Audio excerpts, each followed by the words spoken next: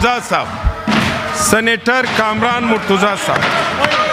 Question number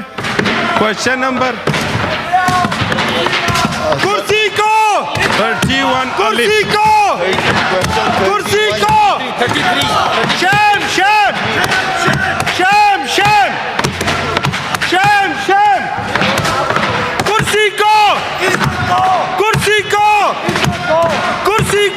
question number 33 sir. Senators को sir question number ये इस्तीफा दो अब में इन्होंने फरमाया है कि इस्तीफा दो पास नहीं है, तो क्या ये इस्तीफा दो डिप्टी चेयरमैन इस्तीफा दो डिप्टी चेयरमैन इस्तीफा दो डिप्टी चेयरमैन इस्तीफा दो डिप्टी चेयरमैन इस्तीफा दो डिप्टी चेयरमैन इस्तीफा दो डिप्टी चेयरमैन इस्तीफा दो डिप्टी चेयरमैन इस्तीफा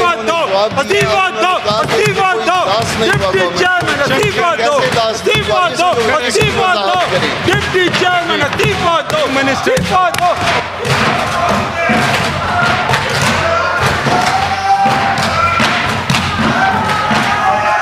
हजरत कोरम कौंट हो गया, कोरम कौंट।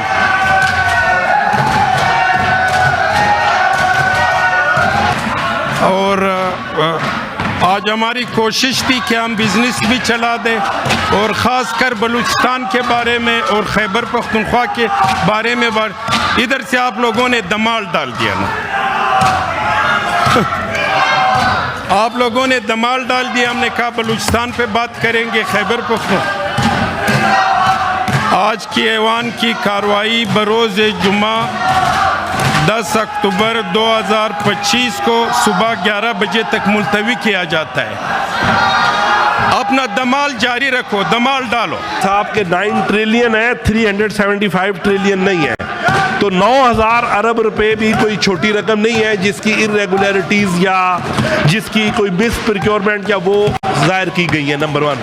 नंबर 2, मेरा ये एक सवाल भी है और एक सजेशन भी है कि ये जो ऑडिटर जनरल ऑफ पाकिस्तान के लोग हैं उनकी क्वालिफ़िकेशन BA या FA सिंपल होती है और वो पाकिस्तान के हर फील्ड का, हर डिपार्टमेंट का, हर टेक्निकल चीज़ का जाके ऑडिट करते हैं और वो लोगों को दिखाने के लिए या पब्लिक अकाउंट कमेटी में लाने के लिए बताते हैं कि जी 200 अरब की करप्शन पकड़ ली, 400 अरब की करप्शन पकड़ ली, और आधे घंटा जब डिस्कशन होती है तो वो सारे के सारे ऑडिट पैरा ड्रॉप हो जाते हैं।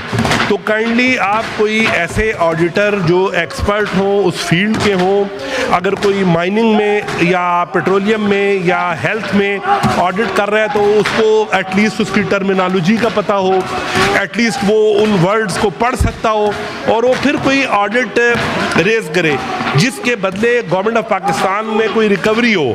आज तक ना करप्शन पकड़ी गई है, ना कोई इम्प्रूवमेंट हुई है, और हर दफ़ा हम ये सुनते हैं कि जी 400 अरब है। अभी खुद आप बता रहे हैं 9 trillion means 9000 Arab.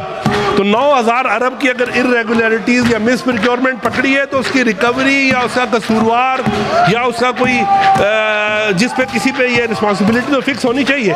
Thank you. Minister Bilal Kiyani साहब।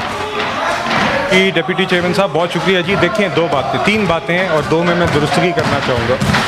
एक तो ये मैं नहीं कह रहा जी, ये ऑडिटर जनरल ऑफ पाकिस्तान की एक कंसोलिडेटेड ऑडिट रिपोर्ट है जिसके हवाले से सवाल था, जिसके मैंने फिगर कोट किए।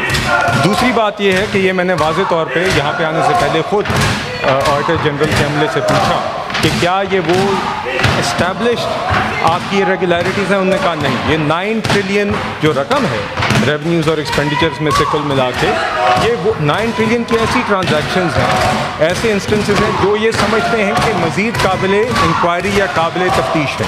तो इसमें इन्होंने हरगिज़ 9 ट्रिलियन की नहीं की। बहरहाल जो तीसरा पॉइंट है सेंटर साहब का, मैं इससे इत्तफाक करता हूँ जी कि बिल्कुल हम चाहते हैं कि चाहे वो ऑडिटर जनरल ऑफ पाकिस्तान हो, कोई भी इदारा हो, हमारी जिम्मेदारी है कि कोशिश करें कि वहाँ पे काबिल से काबिल लोग, उस काम को जानने वाले लोग वहाँ पर होने चाहिए और उनकी मज़ीद ट्रेनिंग होनी चाहिए।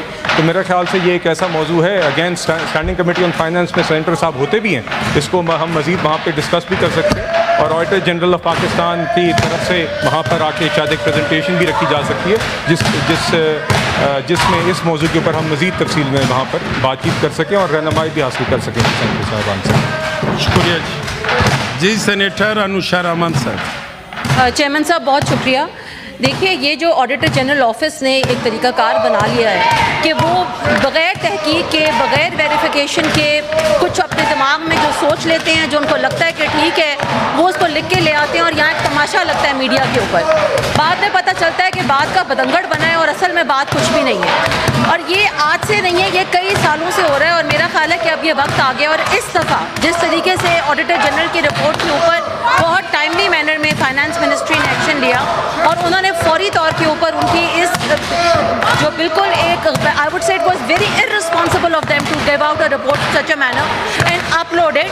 सो इसलिए ज़रूरी ये है कि इस वक्त मेरी फाइनेंस मिनिस्ट्री से ये रिक्वेस्ट होगी कि जिन लोगों ने, देखिए, नीचे वाले बंदे पे इल्ज़ाम लगाना बहुत आसान होता है, at the end of the day responsibility ये हेड ऑफ द ऑर्गेनाइजेशन की होती है। तो जो आपके इस वक्त ऑडिटर जनरल ऑफ पाकिस्तान है, his head should have been rolled and he should not have been here now.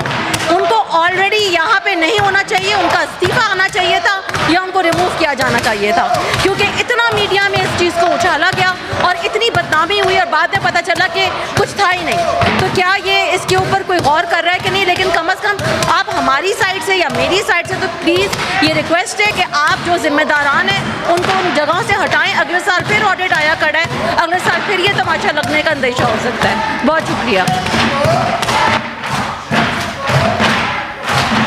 जी। बिलाल अजहर कियानी साहब। कि डिप्टी चेयरमैन साहब, देखिए, बिल्कुल जी, मेरे ख्याल से ये बिल्कुल आइडियल नहीं था कि एरोनियस फिगर इस तरह पब्लिश हुआ था, तो मैं हरगिज़ भी ये नहीं कहूँगा कि ये मुनासिब था और यकीनन उससे एक मिसअंडरस्टैंडिंग हुई थी और यकीनन इससे गुरेज करना चाहिए। तो मेरा ख्याल है जी, इसमें यहाँ पर बड़ा जायज़ सवालात सेंटर साहिबान ने पूछे हैं और इसको मज़ीद मेरी तजवीज़ होगी कि हम, अगर आप मुनासिब समझेंगे, तो हम स्टैंडिंग कमेटी के अंदर और AGP के ऑफिस के अमला भी वहाँ पर आकर इसको मज़ीद बातचीत कर सकते हैं।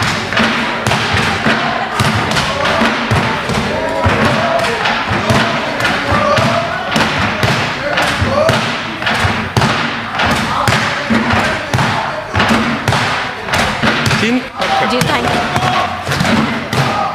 जी। Question number 25 senator Syed Masroor Hasan साहब। सेनेटर मसरूर हसन साहब। सेनेटर मसरूर हसन साहब। Question number 26 senator Shahadat Awan साहब। और ये डेपर किया जाता है जी। सेनेटर शादत अवान साहब और ये डेपर किया जाता है जी। Question number 28 senator Shahadat Awan साहब, ये भी शादत साहब की तरफ से डेपर का है। Question number 30 senator Syed Ali Zafar साहब। सेनेटर अली जफर साहब मौजूद नहीं है। Question number 31 senator Syed Ali Zafar साहब। सेनेटर अली जफर साहब। क्वेश्चन नंबर 31 अलिफ सेनेटर कामरान मुर्तज़ा।